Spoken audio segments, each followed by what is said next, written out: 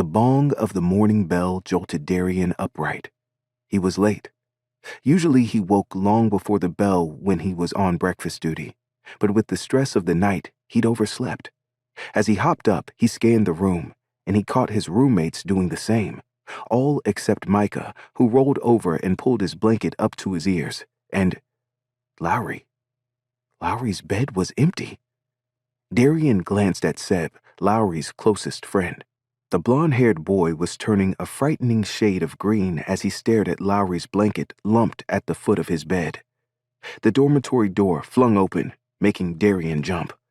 "Morning, lads," Lowry bellowed, grinning at the collective sigh that coursed through the room.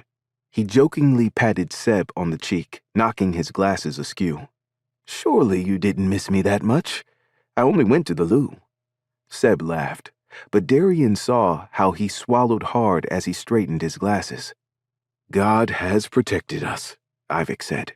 "Be sure to give extra thanks at morning prayers." Lowry rolled his eyes, but Darian murmured a quick prayer and peeked out the window. The wind had settled to a soft breeze, and the first rays of sun were poking through the fog that had blanketed the harbor. With his back to the others, he quickly changed into the beige shirt and trousers that every mission trainee wore. Then he nudged Micah, who burrowed deeper under his blanket. "You should get up," Darian whispered. "You were late once already this week."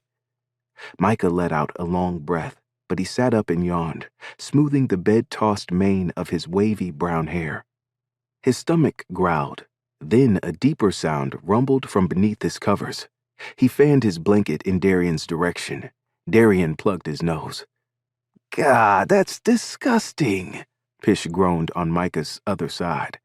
Darian playfully flicked at Micah's ear, and Micah dodged him with a grin.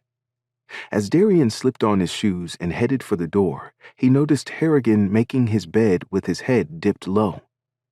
Harrigan and Pish were cousins, both 14, born 2 weeks apart.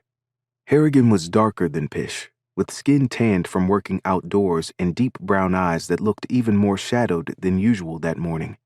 He was usually quick to join Pish in jokes or teasing, but he stayed silent. He was the one crying last night. As if he could sense Darian's thoughts, Harrigan stiffened.